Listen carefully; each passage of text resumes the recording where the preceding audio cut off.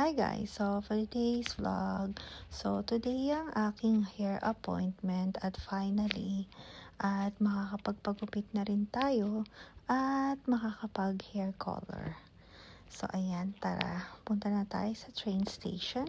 So alam na nyo man guys kung saan ako nagpupunta para magpa-haircut at magpa-hair color. So kung napanood nyo yung ibang vlog ko guys, so alam niyo na kung saan ako pupunta. So malapit lang din dito sa bahay. Actually isang train ride lang. So isang station. So ayan, tingnan nyo naman yung buhok ko, diba? So ayan, from this, so later makikita nyo kung ano yung today's.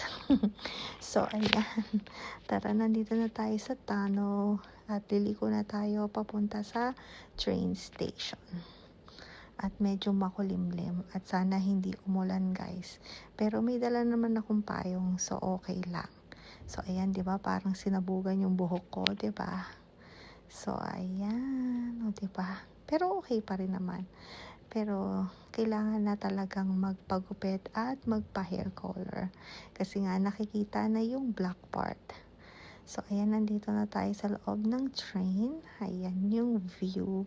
Hindi na ako umupo guys kasi nga one stop lang kahit marami namang available na seat. Ayan. At nakababa na tayo ng train. Nandito na tayo sa tunnel. Ayan, may mga tinda dito, mga shoes. Napakamura ng mga shoes dyan guys at worth it din. Dahil talagang kahit na mura, yung quality ay maganda. At ito, dumaan tayo sa Kandu dahil may kailangan akong bilhin. So, tinignan ko rin dito ulit guys kung meron na ulit stock na Hello Kitty para dyan sa umbrella accessory. Pero yung umbrella na accessory ay nilalagay ko sa water bottle ko sa work. Dahil nga para malaman nila na sa akin yon. Pero nag-iisa lang yung meron ako. So, pag nawala ko yun guys, that's it, pansit tayo. Ayan. So, walang stock. At may bibilin din tayo mga panglinis dahil alam nyo naman guys, mahilig akong maglinis. Lalo na ng kubeta. Dahil gusto ko talagang malinis yung bathroom. Ayan, dahil dito sa Japan guys, pag hindi kayo naglinis, lalo na pag summertime ng inyong bathroom, ay good luck sa inyo guys. Puro mold yung bathroom ninyo. So ayan, tumitingin ako dahil nga kailangan ko ng hooks para dun sa aking shower curtain. Para ma-hold siya. Shower curtain na para sa window. Tama ba? Ayan, hindi pala siya shower curtain, window curtain pala. So ayan. At ayan, so after natin pumunta sa Kandu, nandito na tayo sa salon, sa Le Chocolate Ann. So matagal-tagal na rin tayong suki dito, parang every 3 months nandito ako guys. So kilala na nila ako at alam din nila kung anong gagawin sa buhok ko, pero usually pinapakita ko pa rin yung picture sa aking stylist. Ayan. So ayan, tingnan nyo, oh, nakulayan na ako. At antayin na lang i-wash. Ayan. Buti na lang nandito ako sa magandang spot. I think ito yung spot ng aking stylish. At ayan na ako, 'di ba? So ayan, oh, 'di ba, nagulo agad. Hindi ko lang masyadong na video yung huli kasi nga biglang dumating yung stylist ko. Sabi nga niya, ituloy ko lang, pero syempre parang ako pa yung nahiya. So ayan, pero okay lang naman. And then pupunta tayo dito sa Moores. Ayan, dito tayo sa gilid dadaan and then mag-elevator tayo. So, pupunta tayo sa pet store dahil alam ko guys, meron sila or nagtitinda sila ng cake. Dahil nga birthday ni Ate Sky, so bibilan ko siya ng cake sa pet store. At ayan, tinitignan ko kung saan dito mismo yung pet store dahil hindi ko na matandaan kung anong floor. Ayan. So, pinicturean ko yan guys at nag-Google Translate tayo. So, ayan. Hanapin natin kung nasaan. So, ayan. Nandito na tayo sa escalator. Ayan. So, hanap-hanap. Ayun, nakikita ko parang may Uniqlo banda doon. Di ko kasi guys kabisado dito dahil hindi naman ako madalas dito sa malls o yung sa mall. Dahil nga usually hindi naman ako nagpupunta talaga ng mall. Si G-Style lang talaga yung mahilig pumunta ng mall. So, ayan ang ating hair kahit na gulo-gulo na. So, ayan, finally, parang nasa 4th floor ata ito. Peace First pala yung pangalan. Ayan, ang daming nantinda ng kung ano-anong accessories ng pets. Ayan, pakita ko lang sa inyo bago ako pumasok sa loob. Ayan, o diba, ang daming choices. At meron sila, ayan, nag-aalangan pa ako guys buksan to kasi baka hindi naman pwedeng buksan or employee lang. At ito yung nakita natin, yung strawberry cake para sa ating birthday girl. Ayan, so 9 years old na guys si Sky. Ayan. So, ayan, nabili ko na yung cake. So, bumaba na ako. And then, ayan, papunta na ulit ako actually, pupunta ako sa train, pero hindi na ako natuloy dahil tumawag si G-Style. At sabi niya ay dumaan ako sa Donkey. Dahil kailangan niya ng pansit canton na noodles. Dahil daw magpapansit siya. Dahil nga Father's Day at birthday ni Sky. So, ayan, nandito na tayo sa Donkey. At ayan, maghahanap na naman tayo dito dahil hindi ko nga kabisado dito guys. So, ayan, hahanapin natin kung nasan yung mga Pinoy products or Asian products. Tama ba? Asian or Philippine products. So, ayan, basta yung noodles, pang pansit canton. At ayan, hanapin natin. Pero tingnan nyo, ang daming pwedeng bilhin dito talaga, no guys. Ayan, buti na lang walang masyadong tao at madali tayong hanap. Ayan. So, I think nandito na tayo. Ayan, yung Chinese noodle na nakita natin at kung ano-ano pa. I think may pansit canton dito. Ayan. At bumili na rin ako ng sinigang na mix.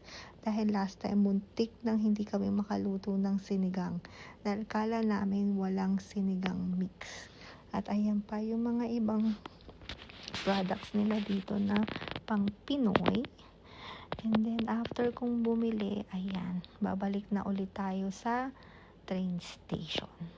Bali, magkakadikit lang naman ito, yung train station. Ayan, yung mall na pinuntahan natin kanina. Ayan. And then, ayan, nandito na tayo sa train. At ayan yung train papuntang Tokyo.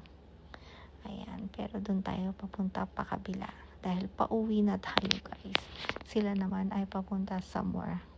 Ayan, pero papuntang Tokyo yan. Ayan. So, antay lang natin yung train natin. And then, after kung makauwi, ayan, niluto na ni G-Style yung pansit. At ito na yung finished product. O, diba? Ang sarap. Ang daming sahog. At ito, hindi ko alam kung anong tawag dito sa niluto niya at mukhang healthy. At nagpa-order pa kami ng Burger King sa Uber Eats. Ayan, meron siyang onion rings. And yung in-order ko ay fish fillet. And then, kila G-Style, nakalimutan. Parang double whopper ata yun. At hindi ko na video kasi kinain na nila agad. Pero okay lang naman. So, ayan, diba? Ang sarap ng luto ni G-Style. Lalo na yung pansit. Dahil nga, napakasarap talagang magluto ng ating Padre de Pamilya. Ayan. So, happy Father's Day, G-Style. Ayan. So, ayan. Ang ating Padre de Pamilya ay busy nagluto ng pansit dahil nag-crave siya at dahil nga daw birthday ni Ate Sky. So, kakain muna ako guys and then later ibibigay natin kay Ate Sky yung birthday cake niya. So, ayan. Ready na ba? Ayan, yung cake ni Ate Sky. Actually, nandun siya nakatingin sa baba. Alam niyang para sa kanya.